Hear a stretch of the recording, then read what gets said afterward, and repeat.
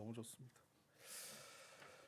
오늘 하나님의 말씀 보십시다. 로마서 11장 11절에서 12절 말씀입니다. 로마서 11장 11절 12절 말씀.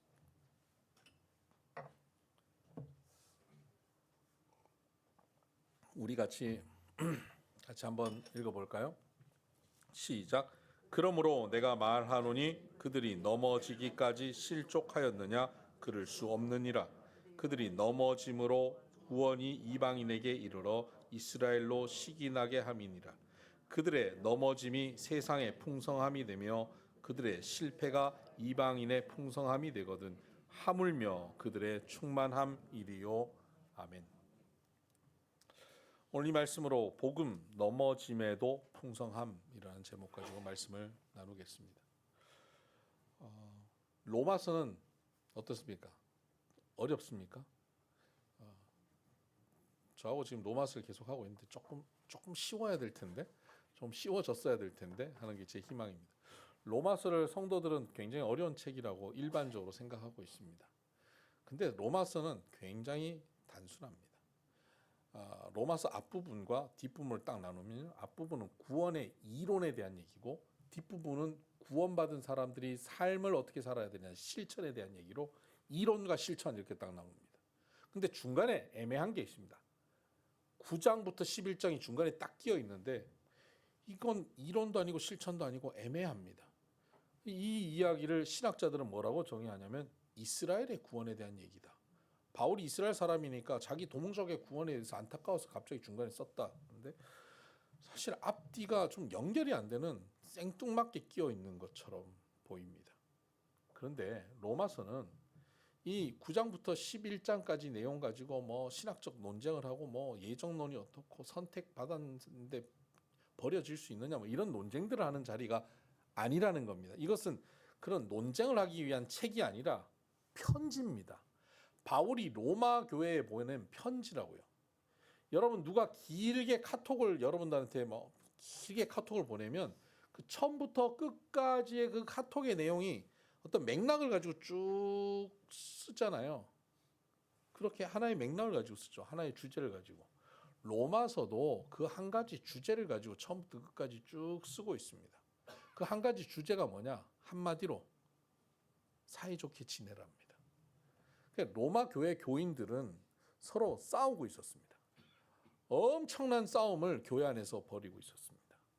왜냐하면 로마 교회는 원래 예루살렘에서 복음을 받아들였던 이스라엘 유대인들이 로마로 이민 간 사람들이 그 로마에서 유대인들 중심으로 로마의 교회를 세운 겁니다. 그러니까 유대인들이 로마 교회 개척 멤버들입니다. 근데 글라우디아 황제가 49년 AD 49년에 로마에 있는 유대인들이 하도 시끌벅적해가지고 이 사람들 다 추방시켜버렸어요. 유대인 추방령이 내렸습니다. 그러니까 로마에 있던 유대인들이 다 떠납니다. 근데 유대인들을 통해서 전도받은 이방인들이 교회에 좀 나오다가 어느 날 오니까 교회 유대인 장로님, 권사님들이 다 사라진 거예요. 새신자들인 이방인들만 옹기종기 모여 있습니다. 그렇게 5년의 세월이 흘러가는데 이 이방인들이 얼마나 믿음이 좋은지 은혜 받고 믿음 생활 잘하는 겁니다. 그래서 로마 교회가 막 급성장합니다. 그 안에 이방인들이 믿음으로 굳건하게 섰습니다. 5년 후에 유대인들이 이제 하나 둘씩 돌아오기 시작한 것 아닙니까? 추방령이 끝났으니까 돌아와서 옛날 교회를 찾아가니까 거기가 부흥했어요. 엄청나게 많은 사람들이 모였어요. 근데 다 누구예요? 이방인들이에요. 로마 사람들이 유대 사람들이 와가지고 예배드리고 식사하고 이러는데 자기들이 약간 어색해요. 자기가 마이너리티예요. 그 보니까 이방인들이 하는 거 보니까 자기들의 율법, 유대인들의 율법과 안 맞는 거거든요. 이슬람 사람들 할랄 음식 먹듯이 유대인들이 먹는 그 음식들이 있잖아요. 그 음식과 다른 것을 막 예배 끝나고 먹는 거예요. 돼지고기도 먹어요. 아니 어떻게 저런 걸 먹지? 우리로 치면 막 순대도 먹고 막 간도 먹고 저런 야만인들이 예수 믿는데 어떻게 저러고 구원받는다 그러지? 막 손가락질하는 겁니다. 니들은 예수 믿는 게 아니라고 막 손가락질하는 거예요. 저게 무슨 장로고 저게 무슨 권사냐고. 와, 교회 안에서 난리가 났어요. 유대인 이방인들은 뭐라 그러냐면 아니 저 사람들은 예수 믿고 그 믿음 안에서 모든 것이 새로워졌는데 뭐 저 율법을 붙잡고 여전히 있냐고. 저 믿음 없는 사람들 보라고. 저 유대인들 저러니까 예수를 못 믿는 거라고. 왜냐하면 이방인들은 복음이 들어가면 막 복음이 성장하고 전도가 되거든요. 근데 유대인들은 전도가 안 돼요. 몇 명 빼고 안 믿는 거예요. 그러니까 유대인들은 복음을 잘 안 받아들여요. 지금까지도요. 그 유대인들은 하나님이 너희들은 버렸다. 너희들 그렇게 교만하니까 하나님 너희들 버린 거야 라고 이방인들이 막 손가락질하는 겁니다. 교회 안에서 치열하게 싸웁니다. 너무너무 심하게 싸워서 함께 이제 신앙생활 할 수 없을 만큼 니들은 이단이야 라고 할 만큼 그렇게 서로 싸우게 된 겁니다. 그런 교회 공동체를 향해서 바울이 편지를 쓴 거예요. 싸우지 마라. 사이좋게 지내라 하는 것이 로마서입니다. 그럼 사이좋게 지내라는 얘기가 아직 안 나오는 것 같은데 로마서 1장부터 쭉 나오는 게 뭐냐면 야 너희들 잘났냐? 유대인들 이방인들 너희들 잘나서? 그래서 상대를 이렇게 손가락질하냐? 니들 다 우리 나 모두가 죄인이야. 죽을 죄인인데 전적인 하나님 은혜로 구원받은 거야. 예수님이 십자가에 죽으셔서 그 보혈의 공로로 우리를 죄인인데 의롭다 칭하여 준 거야. 우리는 그래서 의인이 된 거야. 여기 우리 자랑할 게 있냐? 없어요. 이게 8장까지 내용입니다. 그리고 9장에는 뭐라 그럽니까? 유대인들 잘 들어. 너희들 선택받았다 그랬지. 너희만 그렇게 선택한 게 아니야. 하나님은 긍휼하심으로 이방인도 선택하셨어. 이방인을 향하여 긍휼한 마음을 가지고 다가가야 되는 거야. 그래서 유대인들을 향해서 한마디 하시는 거예요. 그리고 지난주에 본 10장은 뭡니까? 핵심이 뭡니까? 믿음으로 구원 얻는다 아닙니까? 믿음으로 구원 얻는다. 믿음으로 의에 이르고 입으로 신에서 구원을 받는 것 아닙니까? 근데 그 믿음은 어떻게 생기죠? 들음에서 믿음이 생겨요. 그런데 이방인들이 들어서 믿음이 생긴 거예요. 그봐 이방인들 들어서 믿음 생겨서 구원받은 거야. 그런데 유대인들은 잘 안 들어요. 그래서 믿음을 못 가지는 거예요. 구원을 잘 못 받고 있는 거예요. 그러니까 여기까지 들으면 유대인들 입장에서는 지금 바울이 이방인 편든다 싶겠죠. 그죠? 야, 니들만 선택한 게 아니라 이방인도 하나님이 긍휼히 선택하셨고 저들 믿음으로 고백한 거야. 할례가 아니야. 혈육이 아니야. 혈통이 아니라 믿음으로 구원받는 거야. 그러니까 이방인들 승 이렇게 되는 건 아닙니까? 그렇게 10장까지 끝내고 11장으로 넘어와서 11장 1절에 이렇게 말씀하고 있습니다. 11장 1절. 그러므로 내가 말하노니 하나님이 자기 백성을 버리셨느냐? 유대인들을 버리셨느냐는 겁니다. 버리셨느냐? 그럴 수 없느니라.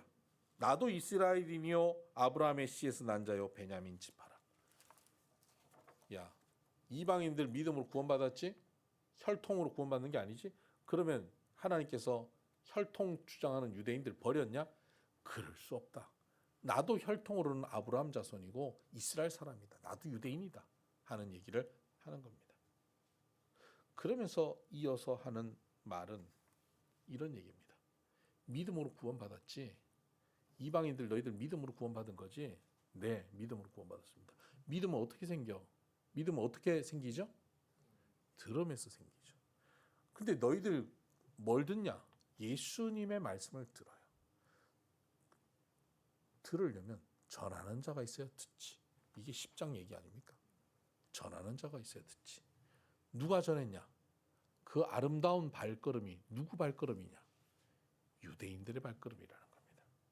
예수님의 소식, 예수님도 유대인의 혈통 속에서 태어났는데 예수님의 소식, 제자들 다 유대인들 아닙니까? 복음 들고 로마에 왔던 사람들 다 유대인들 아닙니까? 지금도 바울이 전하고 있는 것, 바울도 유대인 아닙니까? 복음을 누가 전합니까? 유대인들이 전하고 있는 거예요. 근데 복음을 받아들이고 구원받는 사람들은 대다수가 누굽니까? 이방인들이에요. 너희들 이방인들 예수 믿고 구원받았어. 유대인들 잘 안 믿는다고 유대인들을 향해 손가락질하지? 너희들 믿는 그 믿음이 누구로부터 시작됐냐? 유대인들로부터 시작된 거 아니냐? 너희들은 마치 들 감람나무, 들 올리브 나무인데 참 올리브 나무 가지가 몇 개 꺾어져서 거기다가 너희들 접붙임 받았으면 그 너희들 들 올리브 나무가 뭐 잘라서 좋은 열매를 맺는지 아냐? 뿌리로부터 공급되는 에너지가 공급되는 힘이 좋아서 너희들도 들 올리브 나무 같은 들 감람 나무가 좋은 열매 맺는 거 아니냐. 너희 가지가 자랑할 게 있냐? 뿌리를 자랑해야지. 너희가 자랑할 게 없지 않느냐.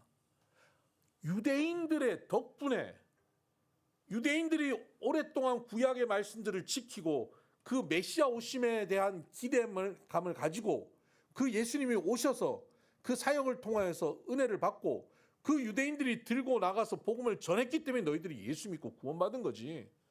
너희들 유대인들 없었으면 어떻게 했겠냐. 감사할 줄 알아라. 그게 11장 얘기입니다. 그래서 11장 우리가 읽었던 11장 11절 보십시다. 그러므로 내가 말하노니 그들이 넘어지기까지, 여기 그들은 유대인들입니다. 유대인들이 넘어지기까지 실족하였느냐? 그럴 수 없느니라. 그들이 넘어짐으로 구원이 이방인에게 이르러. 유대인들이 넘어져서 구원이 이방인에게 이르러. 여기서 유대인들이 넘어졌다는 건 복음을 싫어하고 예수님 십자가에 못 박고 이랬던 유대인들의 행동들이요. 그들의 이러한 실패, 넘어짐으로 이방인들이 구원에 이르러서 이스라엘로 시기나게 함이니라. 12절 그들의 넘어짐이 세상에 풍성함이 되며, 유대인들의 넘어짐이 이방인들에게 풍성함이 되었다. 그들의 실패가 이방인의 풍성함이 되거든. 그러니까 유대인들의 실패나 넘어짐이나 믿음 없는 것, 불신앙의 모습이 이방인들의 유익함이 됐다는 거예요. 그러니까 그런 불신앙으로 넘어진 유대인들을 보면 비난하지 말고 너희들 덕분에 우리가 예수 믿게 됐구나 라고 고마워하라는 겁니다. 바울 같은 경우에 복음을 들고 다른 나라로 가고 다른 도시로 가면 바울이 제일 먼저 가서 복음을 전하는 장소가 있습니다. 어딘지 아십니까? 회당입니다. 회당은 유대인들이 모여서 성경 공부하고 예배드리는 장소입니다. 그 회당에 유대인들에게 복음을 증거하러 먼저 가는 겁니다. 자기 동족에게. 근데 가는 곳마다 회당에서 전하면요, 반발이 일어납니다. 어느 도시에서는 바울을 죽이려고 하고 돌로 쳐서 거의 죽이기까지 했습니다. 그러니까 바울이 회당에서 전할 수가 없어요. 그러니까 어디로 가겠습니까? 이방인들에게로 가는 거예요. 원래 이방인에게 복음을 전하려고 했던 게 아니라 유대인에게 전하려고 했는데 유대인들이 거부하니까 이방인에게로 전했고, 이방인에게 전하니까 그 이방인에게 전한 복음들이 전하여져서 지금 이방인인 너희들이 구원받고 있지 않느냐라는 말씀을 전하고 있는 겁니다. 그러니 저 유대인들의 저 실패, 믿음 없는 것, 불신앙의 모습들, 저 유대인들의 못난 모습들, 그거 손가락질할 게 아니라 아휴, 너희들 덕분에 우리가 구원받게 됐고 너희들 덕분에 우리가 풍성한 은혜 가운데 거하게 됐다고 고마워해야 된다는 겁니다. 여러분, 우리 교회 뭐 여러 성도님들 가운데 남편은 교회 안 다니고 아내만 교회 다니는 경우들이 몇 분 계십니다. 그런데 뭐 남편이 뭐 완벽하게 다 잘해주고 처음부터 끝까지 다 잘해주고 마음도 편하게 되고 인생에 문제도 없고 그랬으면 복음 받아들일 일이 없었을 겁니다. 근데 남편이 속썩이고 힘들게 하고 그리고 교회 간다는데 핍박도 하고 그러니까 오히려 그 과정을 통해서 오히려 더 예수를 믿게 되고 신앙생활하게 되고 은혜 받고 구원의 풍성한 가운데 들어가게 되는 겁니다.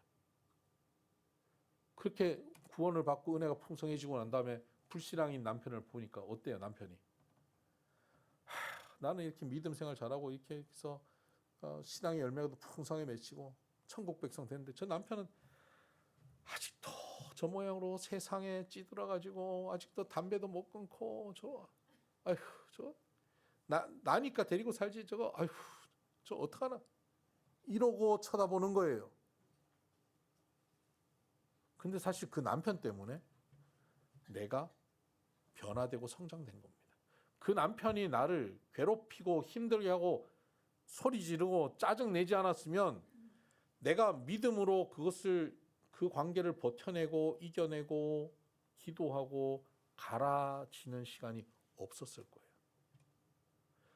우리의 삶에 나를 힘들게 한 자녀들이 없었으면 그 과정을 통해서 우리가 성품이 아름다워지지 못했을 거예요. 모든 데서 오냐 오냐 하고 훌륭합니다. 뭐 공주님 왕자님 했으면 여러분들 지금 50이 되고 60이 되고 70이 돼도 여전히 공주인 줄 알고 왕자인 줄 알고 되게 재수 없는 늙은 왕자예요. 재수 없는 늙은 공주예요. 누가 거들떠도 안 봐요. 그런데 그 와중에 나를 갈아엎게 하고 눈물을 흘리며 내가 성질 부리지 않고 참아야 됐고 그 안에서 하나님 앞에 기도하면서 하나님의 뜻을 구하면서 걸어가는 그 과정을 하게 할 수밖에 없었던 저 못난 남편이 오늘 나를 믿음 안에서 성령의 열매를 맺게 만들었다 이거예요. 그 남편을 향해 손가락질 해야 되겠어요? 당신의 넘어짐으로 내가 풍성하여졌다. 고마워해야죠. 지금 이방인들에게 그 얘기를 하는 겁니다. 저들의 넘어짐으로 너희가 풍성하여졌으니 저들을 비난할 게 아니라 고마워해야 된다. 감사하라는 겁니다. 그런데 거기에 하나 더 나가서 하나님의 더 놀라운 경영이 여기 있습니다. 12절 그들의 넘어짐이 세상의 풍성함이 되며 그들의 실패가 이방인의 풍성함이 되거든 하물며 그들의 충만함이리요.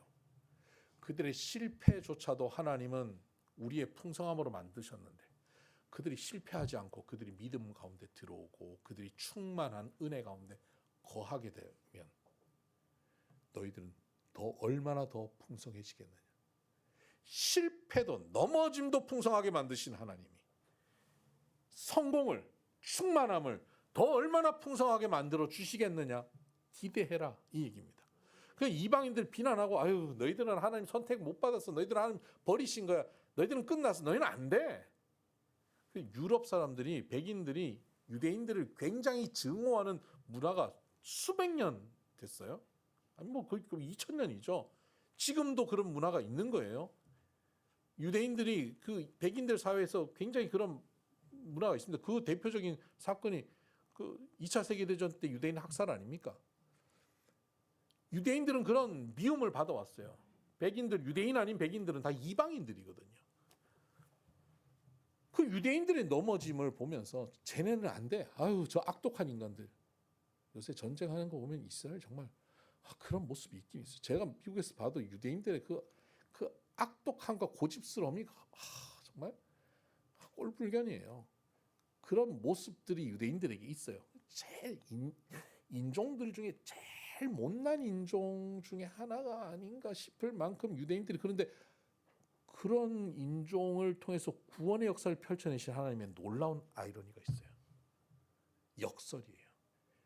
가장 못난 곳에 하나님의 가장 아름다운 구원이 시작된 거예요. 그 모습을 보고 우리가 너희들 못났어라고 손가락질하는 게 아니라 그들의 모습을 통해서 그 못남과 넘어짐을 통해서 구원을 이루신 하나님, 풍성함을 이루신 하나님이 그들의 회복과 그들의 충만함을 통해서는 얼마나 더 놀라운 일을 이루겠느냐라고 기대하라는 것입니다. 이 하물며라고 하는 단어는요, 성경에 곳곳에서 사용되는데 극과 극을 비교하고 있습니다. 넘어짐과 충만함을 비교하는 거예요. 실패와 성공을 비교하고 있습니다. 예수님이 그런 비유 들었죠. 악한 재판장이 하나님도 두려워하지 않고 백성들도 두려워하지 않는데 한 가부가 와서 계속 도와달라고 간청하면 불쌍해서 도와준 게 아니라 귀찮아서 그 과부의 청을 들어주는데 하물며 하늘의 하나님께서는 선하신 하나님께서는 너희의 간구를 듣지 않으시겠느냐라고 비교할 때 이 하물며라고 하는 단어를 쓰거든요. 이 하물며는 그런 뜻이에요. 이스라엘이 넘어짐을 통해서 너희가 이렇게 구원받고 풍성함을 누렸는데 이스라엘이 만약에 믿음 가운데 들어오고 그들이 구원을 누리게 되면 얼마나 더 풍성해지겠느냐. 세상은 얼마나 더 풍성해지겠느냐라고 말씀하시는 거예요. 그걸 기대해라. 그러니까 이스라엘 빼고 쟤네들은 안 돼. 쟤네들은 예수님 십자가에 못 박은 인간들이야. 쟤네들은 교만해서 절대 예수 안 믿을 거야. 쟤네들은 제외시켜. 이스라엘 못됐어. 저 전쟁하는 꼴 보니까 저 안 되겠어. 라고 제외시키는 게 아니라 그들이 회복 회복되면 얼마나 더 풍성할까라고 하는 그들을 향한 긍휼한 마음을 갖고 그들을 향해 기대하고 있어야 한다 하는 것입니다. 그것을 우리 개인적으로 적용하면 어떻습니까? 나를 힘들게 했던 배우자, 힘들게 했던 사람들, 그들을 통해서 우리가 깎이고 훈련되고 준비되고 정금같이 나오게 된 것, 그들이 나를 훈련시켜주는 조교가 된 겁니다. 그런데 그들이 넘어졌던 그 훈련시키는 사건을 통해서도 이렇게 풍성했는데 이제 그들이 변화되고 믿음 가운데 성장하고 충만해지면 얼마나 더 놀라운 일이 벌어지겠느냐. 나를 힘들게 했던 사람들을 향해서 정죄하는 것이 아니라 오히려 그들을 향한 하나님의 구원의 역사를 기대해라, 소망하라 하는 것입니다. 그러면 그 넘어진 유대인들은 어떻게 그 구원의 길로 돌아오겠는가? 여기에 하나님의 구원의 신비함이 있는데요. 11절 하반절을 보면 그들이 넘어짐으로 구원이 이방인에게 이르러 이스라엘로 시기나게 함이니라. 이스라엘 백성 유대인들로 하여금 시기나게 함으로 유대인들이 돌아오게 하시겠다는 겁니다. 유대인들 이스라엘은 어떻게 예수 그리스도 안으로 돌아오느냐? 예수 믿는 이방인들의 모습을 보며 시기 나서 돌아온다는 겁니다. 여기서 시기 난다라고 하는 단어는요, 파라젤로라고 하는 단어인데, 젤로는 질투, 파라는 옆에서 질투하게 하라는 겁니다. 저 멀리 있으면 질투도 안 납니다. 내가 모르는 사람 이야기는 질투가 안 나요. 누가 땅을 사야 질투가 납니까? 사촌이 땅을 사야 질투가 나는 거예요. 사돈의 8촌이 땅 사는 건 나하고 상관없어요. 근데 사촌이, 제가 주식이 올랐어? 이게 배가 아픈 거예요. 시기는 누가 잘 돼야 시기 나냐면 옆에 있는 사람이 잘 돼야 시기 나는 거예요. 그러니까 이방인들이 그들로 하여금 시기 나게 하라는 겁니다. 어떻게 해야 시기 납니까? 옆에 있어야 됩니다. 속 터지고 마음에 안 드는 그 유대인들을 멀리 하지 말고 그럼에도 불구하고 딱 붙어 있으라는 거예요. 내 속상하게 하고 힘들게 하는 그 배우자를 각방 써. 안 돼. 말도 시키지 마. 그러지 말고 붙어 있으라는 거예요. 같이 있으라는 거예요. 지지고 볶고 같이 하라는 겁니다. 같이 있으라는 겁니다. 그리고는 그냥 같이 있으면서 같이 싸우라는 게 아니라 그러면서 시기 나게 하라는 거예요. 어떻게 시기 납니까? 내가 잘 돼야 시기 나죠. 내가 하나님 안에서 복받고 은혜를 누리고 기쁨으로 충만하고 살아야 주변에서 나를 보고 시기합니다. 이 세상적 시기가 아니라 부러워하는 겁니다. 와, 나도 저렇게 됐으면 좋겠는데 하는 부러움, 기대감이 생기는 것이죠. 이것이 주변으로 시기나게 하는 모습인 것이죠. 그래서 우리는 예수 믿고 예수 안에서 제대로 복받는 삶을 살아야 됩니다. 하나님 나라를 풍성히 누리고 살아야 됩니다. 주변 사람들이 우리를 보고 저 사람은 뭐가 다르고 나랑 달라도 뭐가 다르다. 확실히 다르다. 뭐 다르지. 저 사람은 진짜 뭐가 달라. 알고 봤더니 교회 다녀요. 알고 봤더니 교회 집사야. 알고 봤더니 비손교회야. 이렇게 돼야 되는 거예요. 그러면서 시기 나야 돼요. 나도 저렇게 돼야 되는데. 나도 저렇게 살았으면 좋겠는데. 우리 성도님들, 안 믿는 남편들이 그렇게 시기 나서 따라오게 되는 은혜가 있게 되기를 주의 이름으로 축복합니다. 시기 나서 신앙생활을 해서 그래서 점점 믿음으로 점점 서서 장로님이 되는 역사가 펼쳐지는. 네.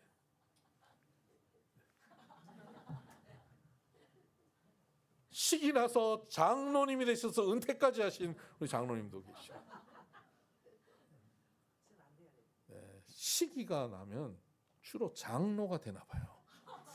네. 시기 나서. 그래서 믿음으로 들어와 그 배우자들이 넘어졌던 배우자들이 회복돼서 은혜를 누리면 넘어졌을 때도 은혜가 되는데 넘어졌는데 회복돼서 돌아오면 얼마나 더 큰 은혜가 되겠느냐 하는 것입니다. 여러분 이런 관계 속에서의 서로 상호 간의 이런 유기적 은혜의 역사가 우리 가정 안에서도 우리 주변에서 계속 지속되어지기를 바랍니다. 교회 안에도 마찬가지입니다. 교회 안에서 저 사람 왜 저 모양이지? 교회를 저렇게 오래 다녔다면서 왜 저렇게 하지? 라고 상대방이 마치 넘어진 것처럼 실패한 것처럼 보이는 상대방의 모습이 있죠. 그 모습을 우리가 그래도 품어주고 상대방은 나한테 이렇게 하지만 그래도 나는 선하게 갚아주고 용납해주고 배려해주고 그런 상대방을 높여주고 그러면서 우리는 뭐가 됩니까? 예수 그리스도를 닮은 성품으로 변화되어 가는 거예요. 그 상대방 때문에 내가 그런 경험을 하게 되죠. 상대방의 넘어짐을 통해 내가 풍성해지는 것 아닙니까? 그리고 그 상대방도 시간이 흘러가면서 우리가 그 풍성해지는 모습을 보면서 나는 왜 신앙생활 이렇게 오래 하는데 저 사람처럼 저렇게 나는 결국 안 되지? 하고 시기하게 되어서 그도 풍성함으로 또 나오게 되죠. 이게 유기적 변화입니다. 이런 은혜가 교회 안에 있게 되기를 바랍니다. 로마 교회 안에 이방인과 유대인들의 모습이 이렇게 서로 유기적으로 영향을 주고 서로에게 변화를 끼치고 풍성하게 되는 은혜가 있어야 된다고 바울은 권면하고 있습니다. 오늘 뉴스를 보면 계속 걱정스러운 소식밖에 없습니다. 이스라엘과 이란의 전쟁, 서로를 원수처럼 여기면서 끝까지 몰아가려고 하죠. 전술핵까지 쓰겠다고 덤벼드는 모습들 정말 무섭습니다. 상대방이 다 사라져야만 내가 행복할 거라고 생각하고 있는 것 같습니다. 안타까운 현실입니다. 정치적인 입장을 가지고 이 전쟁을 보면 어느 입장 뭐 볼 수 있겠지만 그런 거 다 떠나서 오늘 주신 말씀의 관점으로 복음의 관점으로 이 전쟁을 바라보면 이스라엘이나 이란이나 서로가 서로에게 감사해야 되는 관계입니다. 역사적으로 봐도요. 이란이 성경에 나오는 바사입니다. 페르시아. 바사 왕 누굽니까? 고레스예요. 고레스는 성경에서도 칭찬한 왕입니다. 마치 메시아처럼 칭찬한 왕이에요. 고레스가 다 무너진 성전, 이스라엘 사람들 포로로 다 잡혀왔는데 그들 유대인들을 본국으로 보내주고 그곳에서 성전 짓도록 모든 재원을 마련해주고 법적인 조치 다 해줘서 거기서 성전 짓게 만든 사람이 고레스 아닙니까? 아닥사스다 왕 느헤미야를 보내가지고 그곳에서 성벽을 재건해서 예루살렘을 굳건하게 지키도록 해준 왕 아닥사스다 왕 아닙니까? 아하수에로 왕 에스더의 남편으로 이스라엘 사람들이 다 멸절할 때 이스라엘 사람들 유대인들 전국에 전 세계에 흩어진 유대인들을 다 지켜준 사람이 아하수에로 왕 아닙니까? 이 다 페르시아 왕이에요. 이란 사람이라고요. 유대인들은 이란 사람들에게 역사적으로 빚진 사람들입니다. 평생 업고 다녀도 부족한 사람들이에요. 근데 그 이란 사람들 지금 다 죽이겠다고요? 이란 사람들은 어떻습니까? 이 이스라엘 사람들이 그곳에 들어가서 여호와 신앙을 가지게 됐습니다. 그 사람들은 하나님의 신앙을 여호와 신앙을 가지게 됐고요. 그 사람들 가운데는 나중에 복음을 받아들인 사람들이 생깁니다. 사도행전에 그 오순절 마가다락방에서 부흥의 사건이 일어나고 난 다음에 말씀을 증거하는데 그곳에서 엘람 사람들, 메대 사람들 나오죠. 그 사람들 다 지금 이란 사람들입니다. 그곳에 복음이 증거됐고 그곳에 교회가 세워집니다. 그 교회가 지금까지도 이어져 오는 교회가 있습니다. 그리고 예수님 탄생 당시에 동방박사들, 바로 그 지역 사람들이라고 추정합니다. 이 복음과 연결되어 있는 이란 사람들, 누가 그들에게 복음이 증거되게 했습니까? 유대인들입니다. 하나님의 아름다운 소식을 증거해 준 사람들이 유대인들입니다. 아니 뭐 지금 이란은 이슬람 국가잖아요. 네, 이슬람 국가 맞습니다. 그럼 이스라엘은요? 이스라엘은 기독교 국가입니까? 유대교 국가입니다. 유대교 국가가 기독교 국가 아닙니까? 전혀 아니에요. 여호와 하나님을 믿는 신앙은 같은데 그렇게 따지면 이슬람도 여호와 하나님 믿어요. 알라를 여호와 하나님이라고 믿어요. 예수님을 한 선지자로 여긴다고요. 유대인들은 예수님을 선지자로도 안 여겨요. 이단자로 여기죠. 그래서 유대인들에게 복음을 증거하면 이스라엘 사람들, 유대인들은요. 최근에도 영상 봤어요. 한국 사람들이 복음을 증거하는데 이스라엘 예루살렘에서 지나가던 유대인들이 뺨을 때리고 가더라고요. 예수 얘기한다고. 심지어 유대인들 중에 기독교 믿는 유대인들에게 그 집에 폭탄 테러를 일으키는 게 지금 유대인들이에요. 자기 동족인데 예수 믿는다고. 이슬람만 기독교를 박해하는 게 아니라 유대교도 기독교를 박해해요. 그런 면에서 볼 때는 이슬람이나 유대교나 똑같아요. 저 이란은 이슬람이니까 뭐 죽어도 괜찮다 이러는 개신교인들이 있어요. 착각이에요. 아니에요. 이슬람이나 유대교나 다 구원받아야 될 우리의 형제들이에요. 심지어 이스라엘에는 예수 믿는 기독교인들이 몇 명인지 아십니까? 처음 1948년 이스라엘이 국가로 형성되는 그때 기독교인, 개신교인이 거기에 몇 명이 들어간지 아십니까? 유대인들 중에 23명이 들어갔습니다. 23명의 기독교인이 있었어요. 근데 지금 어마어마한 성장을 해서 3만 명이 기독교인이 되어 있습니다. 전 세계에 흩어져 있는 유대인들은 한 30만 명 정도, 35만 명 정도가 기독교인이라고 그래요. 유대인들 중에. 정말 독하죠. 정말 안 믿어요. 근데 이란에는 기독교인들이 있을까요? 있습니다. 이란 정부가 추산한 기독교인들의 인구는 한 3만 5천 명 됩니다. 그런데 이란 정부가 추산한 게 아니라 서방에서 그 선교단체에서 추산치, 선교단체마다 조금씩 다른데 최저 기독교인의 인구가 80만, 최대 300만입니다. 중동 국가 중에 가장 기독교인이 많은 국가가 이란입니다. 중동에서 가장 기독교적인 국가가 이란이라고요. 그곳에 이스라엘에도 이란에도 기독교인들이 있습니다. 예수님 믿는 사람들이 있습니다. 예수 믿는 사람들이 지금 기도하고 있을 것입니다. 그들의 기도를 통하여서 그곳에 부흥의 역사가 펼쳐질 것입니다. 지금 이 전쟁은 넘어짐이죠. 이란 정부도 잘못했고 이스라엘 정부도 잘못했고 미국 정부도 잘못했죠. 이건 인간들이 만들어낸 전쟁은 무조건 잘못된 겁니다. 전쟁은 잘못된 겁니다. 죄로 인해서 발생한 겁니다. 인간의 넘어짐입니다. 인간의 넘어짐 실패지만 이 넘어짐으로 끝나겠습니까?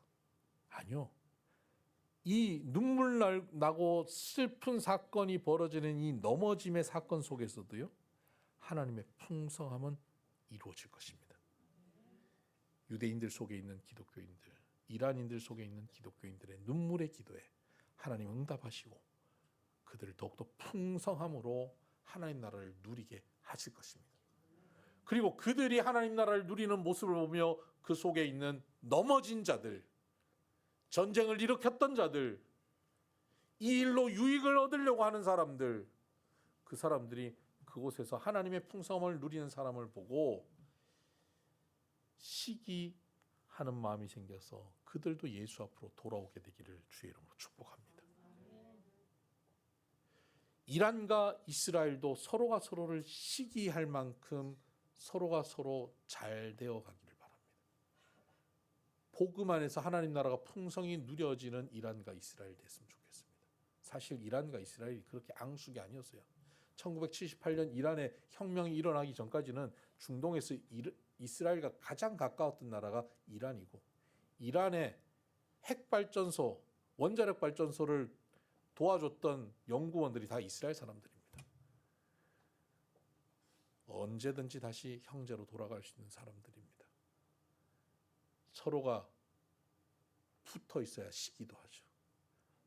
너는 전멸하고 멸절해야 된다라고 생각하는 그 생각에서 벗어나서 미운하고나 붙어서 있으면서 하나님이 복 주시는 것을 보고 시기함으로 나도 그 복을 누렸으면 좋겠다 하고 그런 복의 경쟁을 할 수 있는 나라와 민족이 되기를 바랍니다. 이 모습이 우리에게도 있어야 합니다. 우리나라 안에도 지금 극과 극으로 나눠져 있습니다. 정치적으로 나눠져 있습니다. 빈부로 나눠져 있습니다. 연령으로 나눠져 있습니다. 남과 여로 나눠져 있습니다. 지방색으로 나눠져 있습니다. 나하고 다르면 다 틀린 것이고 그러면 다 없어져야 될 존재들이고 이거는 아니에요. 서로가 미운하고나 붙어서 있어야 돼. 그래야 시기도 하죠. 그래야 그곳에서 배우기도 하죠. 서로 붙어서 불편함 때문에 깎이기라도 하지요. 좋은 진보가 있어야 좋은 보수가 생기고요. 좋은 보수가 있어야 좋은 진보가 생기는 거예요. 한쪽이 다 없어져야 건강해지지 않아요. 모두가 함께 존재해야 가능한 거예요. 우리 교회도 마찬가지입니다. 우리 교회 안에도 서로가 서로를 혹 불편함이 혹 있고 어색함이 있어도 상대의 넘어짐, 실수, 연약함을 하나님이 풍성으로 만들어주심을 믿고 기대하며 나가시고 상대가 넘어지지 않고 오히려 풍성해지고 충만해지면 얼마나 더 좋을까 기대하며 갈 수 있는 그런 가정과 교회, 그런 사회, 그런 이 세계가 되기를 주님의 이름으로 축복합니다. 기도하십시다. 하나님 아버지